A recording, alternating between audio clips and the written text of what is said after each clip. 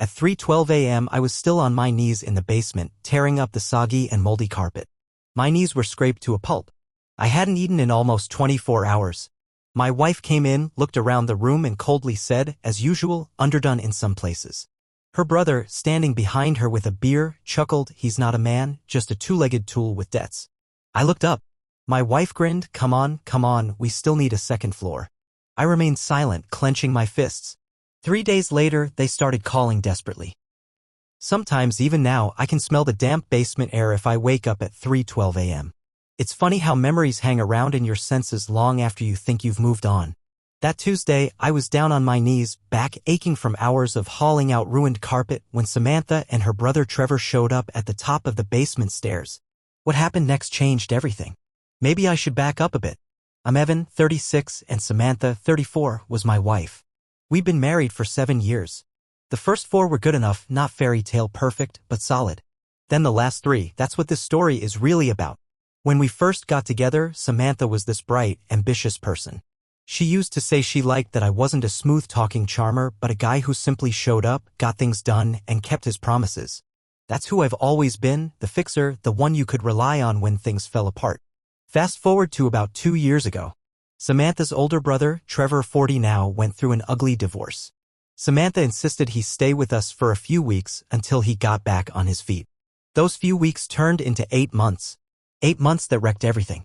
See, Trevor is the complete opposite of me. He's the guy who's always got a huge business deal just around the corner if only someone would float him another loan he'll never repay. Always flashing around a leased BMW he can't afford, while I'm still driving my 10-year-old Ford truck that's ugly but runs like a dream because I take care of it. When Trevor moved in, the dynamic inside our home shifted fast. Suddenly, I wasn't just Evan, husband and partner. I was the outsider. Samantha and Trevor had their inside jokes, their little glances and smirks when I said something they deemed boring or old-fashioned. It started small, teasing me about how I held a fork, mocking me for not knowing some random celebrity gossip, rolling their eyes when I talked about repairing things instead of replacing them. At first, I told myself I was imagining it. But deep down, I knew better. Samantha wasn't the same woman anymore, or maybe she was, and I was just finally seeing it. She started spending money like it was water. Amazon deliveries piled up daily. New designer shoes. Girls' weekends that always cost twice what she promised they would. Meanwhile, I was picking up extra shifts on weekends just to keep up with the bills. Then came that Monday night.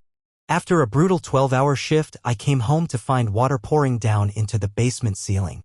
The pipe in the upstairs guest bathroom had burst, the same bathroom I had told Trevor 3 times not to use because I was replacing a valve that weekend. But Trevor being Trevor, he used it anyway, left the water running, and went out with Samantha to some wine tasting event. I shut off the main water valve as fast as I could and surveyed the damage. The basement was flooded. Storage boxes soaked through. Old photo albums, Christmas decorations, my late dad's record collection, all ruined, sitting in 3 inches of filthy water. I texted Samantha. "Pipe burst. Basement flooded. Where are you?" 2 hours later, she replied. "OMG, that sucks. At Bistro with Trevor. Can you handle it?" We already ordered. So I handled it.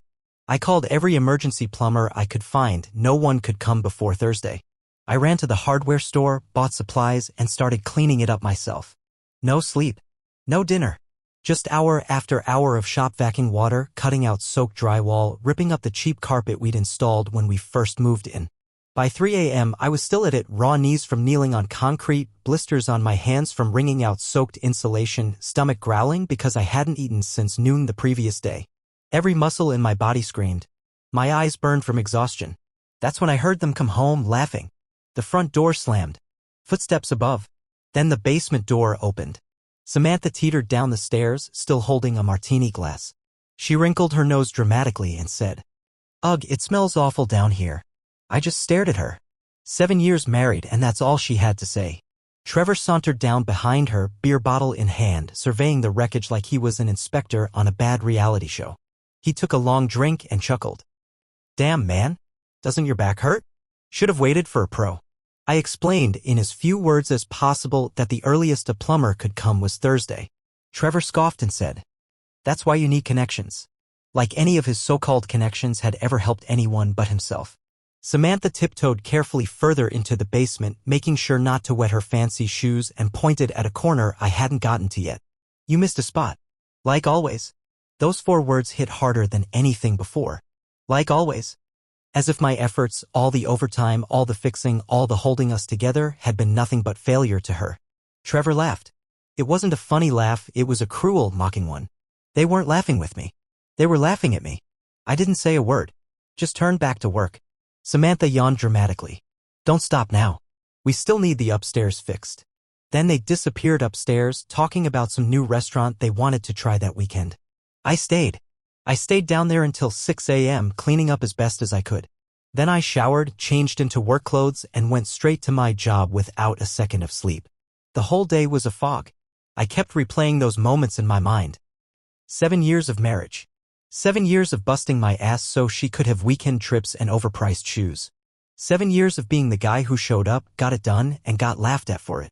Something inside me cracked that night. Not in a movie-style, epic explosion kind of way. It was quieter. It was the slow, irreversible collapse of a foundation after too many storms. I went through the motions that day. I came home.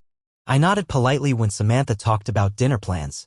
I declined when she invited me and Trevor to some tapas bar, said I had to finish the basement. But I didn't go back to the basement. I went to her home office. I opened the filing cabinet. I pulled out every financial document we had. And for the first time in years, I really looked. I didn't know it then, but that night, exhausted and heartbroken and furious, I wasn't just looking at bank statements. I was waking up. I was making a plan.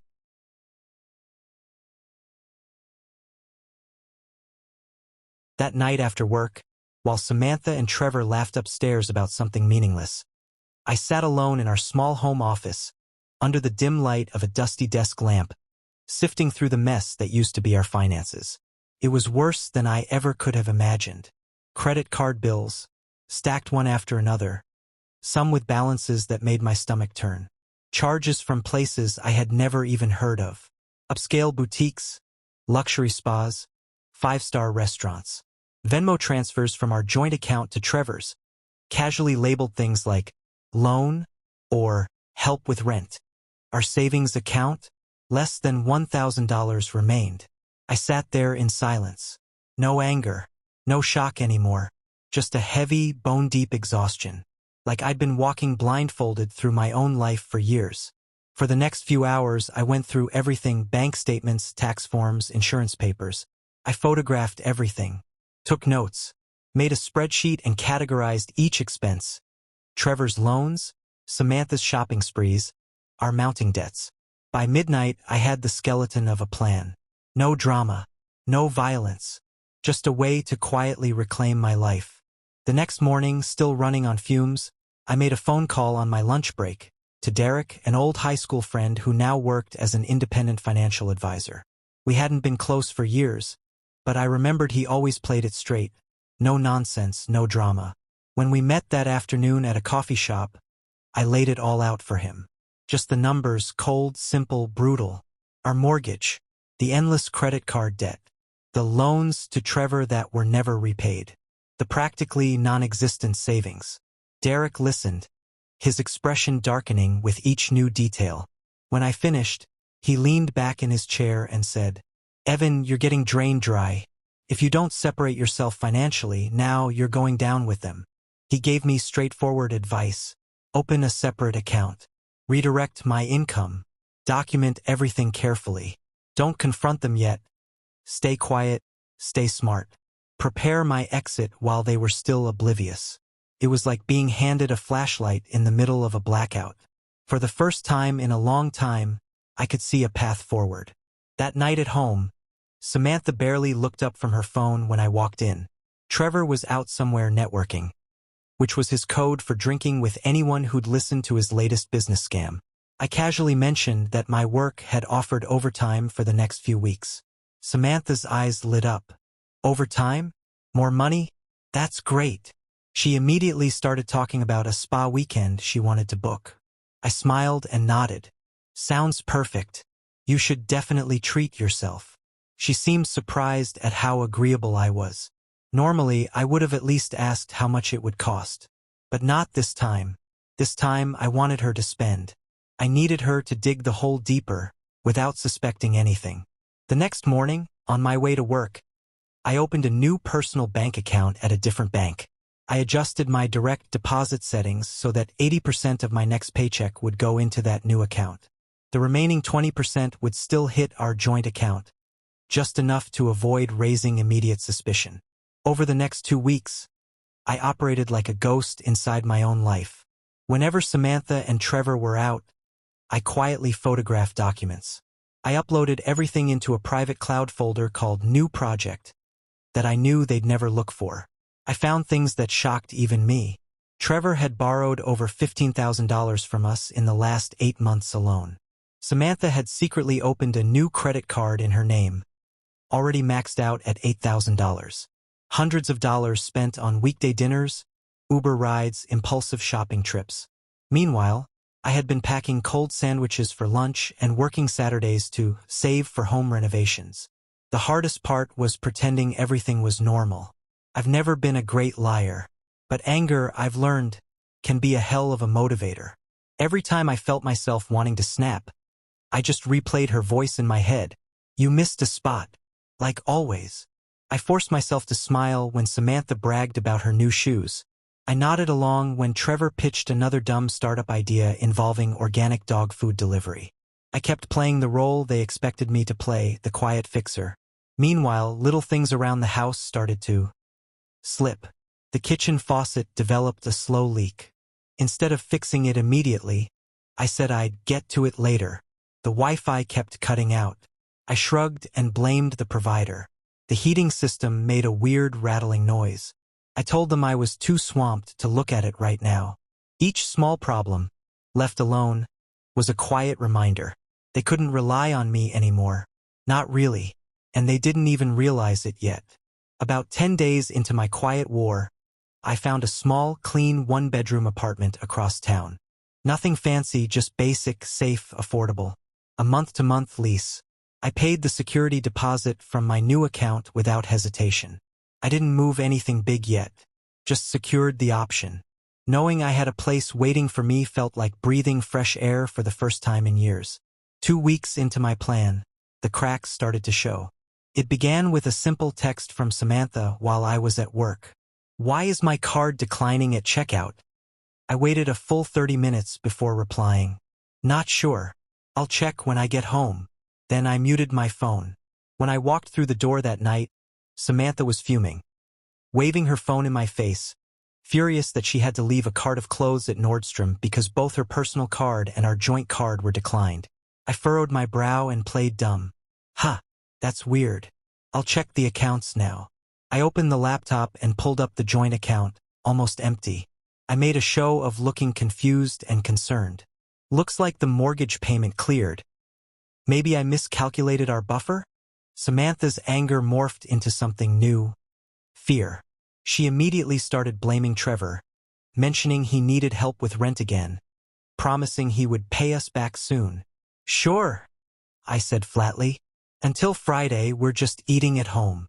The way her face fell, it was like I had suggested we start rationing canned beans. Later that night, Trevor stumbled home drunk. I was in the garage organizing tools, or more accurately, packing the ones I intended to take with me soon. He leaned against the doorframe and slurred. Heard there's money drama. You guys cutting me off. I didn't even look up from my socket wrench set. Not intentionally. Tight week. Should bounce back Friday. He snorted and shook his head. Man, thought you were supposed to be the responsible one. I shrugged. Everyone makes mistakes. He had no idea just how deliberate my mistakes had been. 17 days in, the house felt different. More tension. More fear. They didn't know what was happening. They just knew something was wrong. And that was exactly the way I wanted it. The quiet war was well underway. And they were losing without even realizing the battle had started.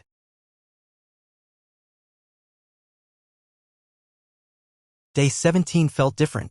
Like a rubber band stretched too far, something was about to snap. Samantha was pacing the living room, frantically tapping on her phone, while I made a sandwich in the kitchen like it was any other normal day. The Wi-Fi's not working again, she snapped. I shrugged from across the counter. Must be a billing issue. I'll call them next week when I get paid. She stared at me, mouth slightly open, like she couldn't believe what she was hearing. Next week? Evan, what am I supposed to do until then? I took a slow bite of my sandwich. YouTube's free. Trevor stomped in later that night, furious that his gym membership had been declined at check-in. Apparently, our shared card had covered his luxury gym fees for months without me even knowing. He cornered me in the garage, reeking of cheap whiskey and cheap cologne. You're slipping, bro, he said. You're supposed to be the responsible one. What the hell's happening? I tightened a bolt on my toolbox calmly. Been busy, I said. Things slip through the cracks sometimes. Inside, I could feel the cracks growing wider every second. Day 21 was when I made my next big move. I called out sick from work, a rare thing for me, and spent the entire day moving essentials into my new apartment. An air mattress. A small table and chair. Some clothes, important documents, a few sentimental photos of my parents. Tools my dad had given me before he passed, things that actually meant something. That night, back at the house, I left my work laptop open on the kitchen table very carefully with an overdue water bill flashing on the screen. Predictably, Samantha found it. What the hell is going on? She shrieked, waving the laptop in my face. I closed it gently, meeting her eyes without flinching. I'm tired, Samantha, I said flatly. I'm doing my best, but maybe my best isn't good enough anymore. She blinked, thrown off by the honesty, not knowing how to react. For years, I'd always just fixed things. Covered mistakes. Smoothed the bumps. Not this time. Well, fix it, she barked. I can't live like this. I have enough stress as it is. The irony almost made me laugh out loud. Instead, I nodded, promised I'd look into it, and went back to quietly packing the things that mattered to me. Day 23 was when the real crash happened. It started with Samantha's personal credit card getting canceled, not just declined, but permanently shut down for non-payment. I had been covering the minimum payments for years, desperately trying to keep her afloat, but after adjusting my direct deposit to my private account, the payments had stopped. And the credit company had finally pulled the plug. I was at the apartment, setting up my cheap internet service when my phone exploded with notifications. Texts. Voicemails. Calls. Facebook messages. Even an email. By sunset, I had over 40 missed calls. I muted my phone and made myself a frozen pizza. Sat on the floor. Watched some cheesy action movie. Slept like a baby on my air mattress. The next morning, I checked the messages, not because I cared, but because I was curious. Most were predictable, Samantha demanding to know where I was, why our cards weren't working, why everything was falling apart. Trevor left a few less polite messages, calling me names, demanding I man up and fix this. But one voicemail caught my attention. Samantha, voice trembling. Evan, please. I don't know what's happening. I'm scared. Sawyer's friend at the bank called. Said there's something weird with our accounts. Please call me back. Please. For the first time in years, I smiled not out of cruelty, but out of relief. They were finally feeling what I had been feeling for so long. Helpless. Alone. Lost. Day 25. I stayed silent. No calls. No texts. Just work. Sleep. Freedom. It was incredible how little I missed them, how peaceful life felt once I was out from under their weight. I had one goal left now. Let the collapse finish naturally. Let the consequences they'd built up fall on their own. No yelling. No dramatic confrontations. Just silence. Samantha and Trevor were scrambling, but I wasn't part of their panic anymore. Not my circus. Not my clowns. Day 26. I finally turned my phone back on at 10 a.m. sharp. Within minutes, it buzzed with new messages. Samantha crying. Trevor shouting. Mutual friends asking if I was okay because Samantha was worried sick. Amazing how fast the narrative changes once you stop playing the role they assigned you. At the bottom of my notifications was one final text from Samantha sent at 3 a.m. Please, Evan. I know you're mad, but we need to talk. I'm scared. Please. Perfect. I called her. She answered on the first ring. No hello. No apology. Just, what the hell did you do? I stayed calm. Steady. What I should have done years ago, I said. Silence. She tried yelling, then crying, then bargaining, classic Samantha. But I didn't budge. We need to meet, I said. Somewhere public. She agreed instantly. Of course she did. She thought maybe she could still fix this. She didn't realize it was already far, far too late. I spent the rest of that day getting ready. I printed out documents. Bank statements. Credit card bills. Evidence of money funneled to Trevor.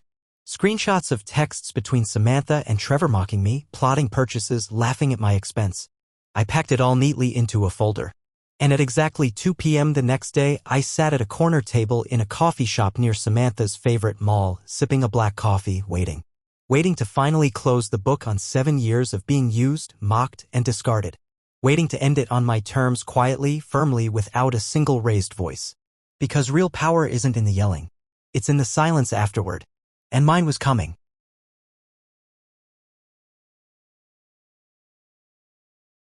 I sat at the corner table of the coffee shop, watching the door, calm in a way I hadn't felt in years. A black coffee cooling in front of me, a thick manila folder resting on the table holding the real story of the past few years of my life. At exactly 1:55 p.m. Samantha arrived. Of course, she didn't come alone. Trevor was right behind her, trying to look tough, although he just looked tired and panicked. They spotted me and rushed over. I didn't stand. I didn't smile. I just watched. They slid into the seats across from me. Samantha immediately started. "Evan, please, can we just talk about this? You can't just." I raised my hand calmly. She shut up mid-sentence. I took a sip of my coffee, letting the silence stretch long enough to make both of them visibly uncomfortable. Then I said, in a voice quieter than they expected. 7 years. 7 years of working myself into the ground while you laughed at me behind my back. 7 years of being your fixer, your wallet, your silent punching bag. Trevor shifted in his seat, opening his mouth to protest. I cut him off with a glance. Not finished. Then I pulled the folder onto my lap and flipped it open. I turned the laptop around first, showing them a color-coded spreadsheet. $15,000 transferred to Trevor over 8 months, I said, tapping a column. Thousands more in credit card charges, designer clothes, spa retreats, weekends away. Half of it without even telling me. Samantha's mouth opened and closed like a fish. "You were spying on us?" Trevor spat. I shrugged. I was managing finances. Someone had to. Next, I pulled out printed screenshots, messages between Samantha and Trevor from months ago, mocking me behind my back. Jokes about how the handyman will never say no, how they could push for a kitchen upgrade if they played it right, laughing about how clueless I was. Samantha paled. Trevor cursed under his breath. Then, finally, I pulled out the last sheet of paper, divorce papers. I slid them across the table toward Samantha. "I'm not here to negotiate," I said. "I'm here to inform." She stared at them like they were written in another language. Tears started filling her eyes. "Evan, we can fix this," she whispered. "You're overreacting. We had a rough patch." I leaned in slightly. "A rough patch isn't mocking your husband. A rough patch isn't draining our accounts to fund your brother's failures. A rough patch isn't laughing at the man who's kept you afloat for years." Trevor started getting loud, calling me names: coward, loser, ungrateful. Samantha whirled on him, snapping. "Shut up, Trevor. This is your fault too." And just like that, they turned on each other. Right there in the coffee shop. Like sharks who suddenly realized there wasn't enough blood in the water for both of them. I sat back and watched. Trevor accusing Samantha of wasting money trying to impress her friends. Samantha blaming Trevor for always needing bailouts and dragging us down. The alliance that had made my life hell crumbled in minutes. When they finally stopped yelling, I stood up, calmly gathering my folder and laptop. "The mortgage is covered through next month," I said. "My lawyer will be in touch about selling the house or settling the buyout. I've already moved out. I'm done." Samantha, voice small, almost inaudible. "You're really leaving me over money?" I shook my head. "Not over money. Over respect. Over dignity. Over the fact that I finally realized you never valued either." I turned to leave. Trevor called after me. "What the hell am I supposed to do now?" I paused just long enough to glance back. Not my problem anymore. And then I walked out. No dramatic exit. No slamming doors. Just me stepping quietly into my new life. The next few weeks were an adjustment. I got used to my tiny apartment. Bought a rail bed. A second-hand couch. A cheap TV. Everything I owned now fit into one small space, and somehow it felt bigger than anything I'd had in that house. The divorce process wasn't pleasant, but it wasn't the nightmare Samantha had probably hoped for either. With all my documentation, there wasn't much she could argue. We sold the house. Paid off the credit cards and debts. Split what little remained. Samantha tried delaying things, dragging it out with emotional pleas. I responded only through my lawyer. No fights. No emotional outbursts. Just business. Strangely, people I hadn't expected reached out during that time. Mike from work invited me over for dinner with his family. An old neighbor texted to say he had noticed the change in the house long before I did, and he was glad I was standing up for myself. Even my cousin, who had survived a messy divorce of his own, showed up one weekend to help me move the last of my tools out while Samantha wasn't home. It turned out the friends I thought I had lost were still there. I had just been too isolated to notice. About 3 months after everything was finalized, I got a text from an unknown number. It was Trevor. Apparently, Samantha had kicked him out a week after our meeting at the coffee shop. He was crashing on a friend's couch. He apologized, said he realized he had been a jerk, said he wanted to talk things out. I left him on read. No anger. No bitterness. Just nothing. 6 months later, the house sold. After paying off the mortgage and splitting the remains, I didn't walk away with much money, but honestly, I didn't care. Because what I gained was so much bigger than any check. I gained myself back. Almost exactly a year after that awful night in the basement, I ran into Samantha. It was at the local hardware store, of all places. She was holding a stack of paint samples, looking stressed. The man next to her, her new boyfriend, maybe, was pushing a cart filled with home improvement stuff. She saw me. I saw her. We nodded. No smiles. No small talk. Just a quiet, mutual acknowledgement. I turned and walked away without a second thought. And that's when I really knew that I had moved on. No anger. No sadness. No what-ifs. Just peace. It's funny how your whole life can change because of one single moment. One night at 3:12 a.m., standing in 3 inches of filthy water, realizing you're done being someone's afterthought. Sometimes hitting rock bottom is exactly what you need to finally start building a real life. And trust me, this time it's all mine.